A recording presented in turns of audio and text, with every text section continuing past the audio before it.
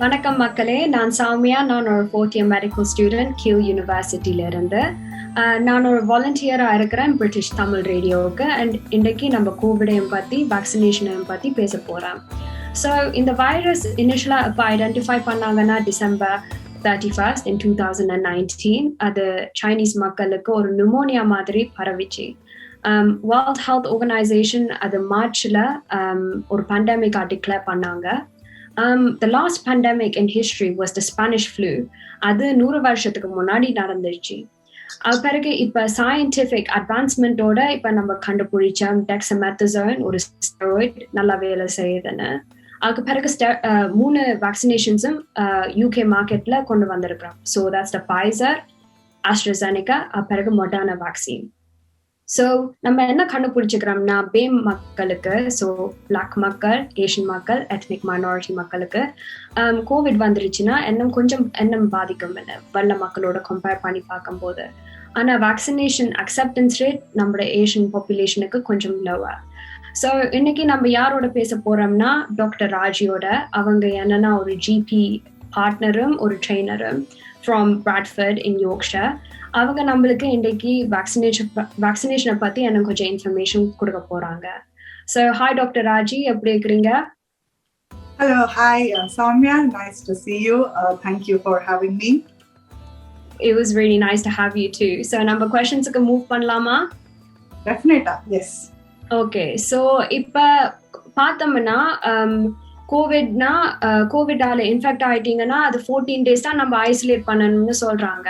ஆனா 12 வாரம் கழிச்சு கூட லாங் கோவிட்னும் ஒரு கான்செப்ட் இருக்குது.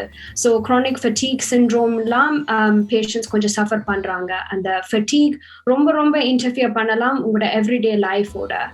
ஸோ ஒரு ஜிபியா உங்களுக்கு எப்படி அந்த எக்ஸ்பீரியன்ஸ் இருக்குது பேஷண்ட்ஸோட பார்க்கும்போது?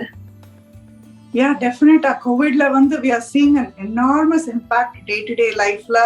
It has not only led to dramatic death and loss of human life, but the severity of the infection is such that people after hospital admission, discharge agi kuda, after 6-8 weeks and 12 weeks ஆன பிறகு கூட ஒரு day-to-day அவங்களோட லைஃப்ல என்னவெல்லாம் காரியங்கள் பண்ணாங்களோ அதெல்லாம் பண்ணறதுக்கு முடியாம ரொம்ப ஸ்ட்ரகிள் பண்றாங்க.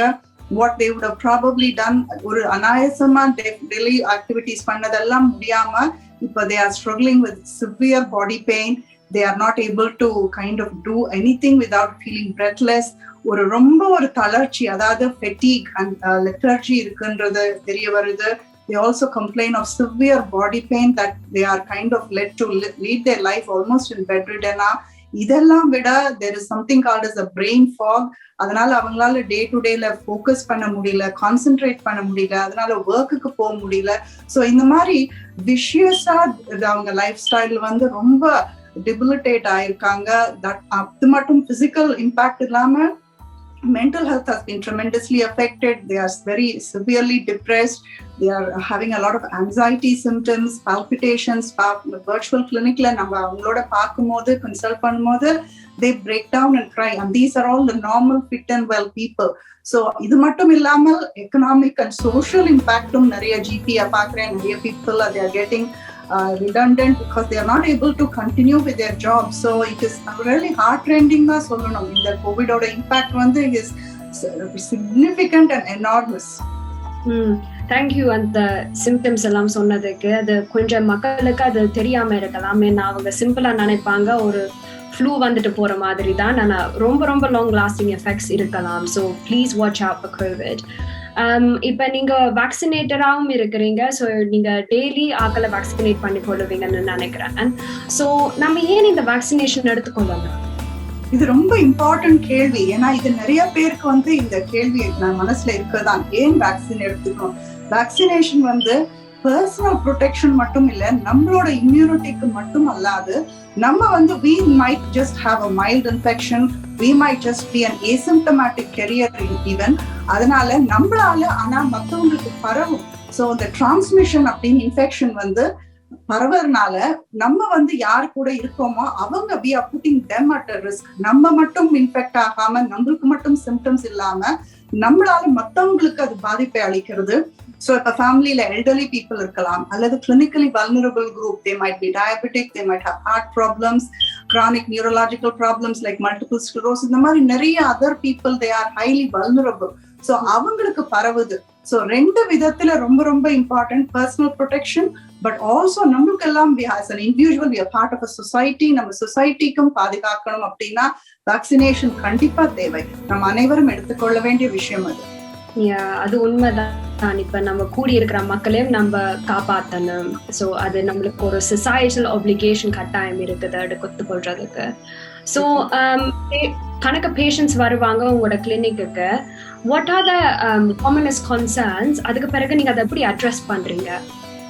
இப்ப காமனஸ்ட் கன்சர்ன் பார்த்தா எல்லாருமே வேக்சின் பத்தி கேட்கறது தான், that it has been very quickly rolled out. இதுக்கு enough data இருக்கா, இது வந்து டெஃபினட்டாவே சேஃபா அப்படிங்கறதெல்லாம் நிறைய கேள்விகள் வந்து, especially when it was rolled out initially, நம்ம டேட்டா எல்லாம் பப்ளிஷ் நவம்பர்ல பண்ணப்போ டிசம்பர்ல இருந்து டக்குனு வேக்சின் வந்துருக்கு அப்படிங்கும் போது நிறைய கேள்விகள் இருந்தது. அதுக்கெல்லாம் நிறைய தக்க பதிலும் இருக்கு. இதுக்கு முன்னாடி பாத்தீங்கன்னா எனி மெடிக்கல் இனோவேஷனுக்கு you need funding, grants, and ஒரு ஸ்டேஜ்லயும் அது வந்து தாண்டி போகும்போது நிறைய பேப்பர் ஒர்க் இருக்கும், ரெட் டேப் இருக்கும். This was all the constraints, practical day to day lifeல இந்த மாதிரி constraints தான் நிறைய இருக்குது. இப்ப வந்து necessity is the mother of inventionங்கிற மாதிரி, because of the significant impact that COVID is having globally, there's been funding that's been literally poured into it, and மத்த எல்லா விதமான தேவையில்லாத red tape has been taken away. அதுதான் majority of the reason that இந்த மாதிரி ஒரு scientific innovation with a short time, it has been a scientific revolution தான் சொல்லணும். அந்த அளவுக்கு it's nothing short of a miracleங்கிற மாதிரி it has come through, but not because they have cut the corners, not because that it has not gone through the routine regular ethics or approval or regulators எல்லாம் வந்து தாண்டி வந்திருக்குன்னா அதெல்லாம் கிளியரா there is transparency. இன்னைக்கு பாத்தீங்கன்னா உலகமே பார்த்துட்டு இருக்கு இந்த வேக்சினை. சோ எந்த நுக் அண்ட் கார்னர்ல ஏதாவது ஒரு ப்ராப்ளம் இருந்தாலும் கண்டிப்பா social media is so widely prevalent, எல்லாருக்கும் தெரிய வந்துரும். So there is nothing that is to be hidden here.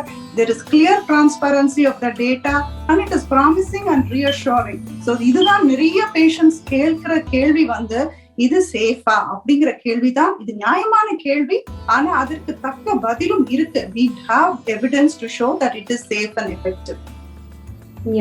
அதான் இப்ப எல்லாருமே அது நீங்க வடிவா டிரான்ஸ்பேரண்டாவும் எக்ஸ்பிளிசிட்டாவும் சொன்னீங்க. அது எவ்வளவு ஒரு தரவான ப்ரோசஸ் இந்த வேக்சினேஷன் போய்கொண்டு வருதுன்னு இப்ப நம்ம எல்லா மக்களுக்கும் கொடுக்கறதுக்குன்னு. ஸோ மக்கள் with allergies and pregnant ladies அவங்கெல்லாம் இந்த வேக்சினேஷன் எடுத்துக்கொள்ளலாமா?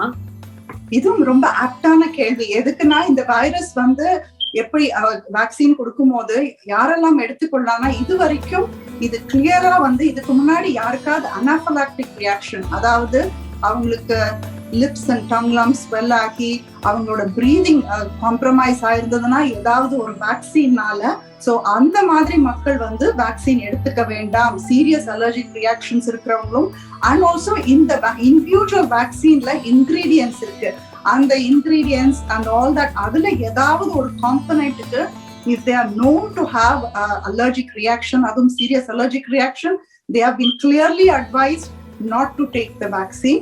அது வந்து ஏன்னா to make sure that there is no serious adverse effect that can happen.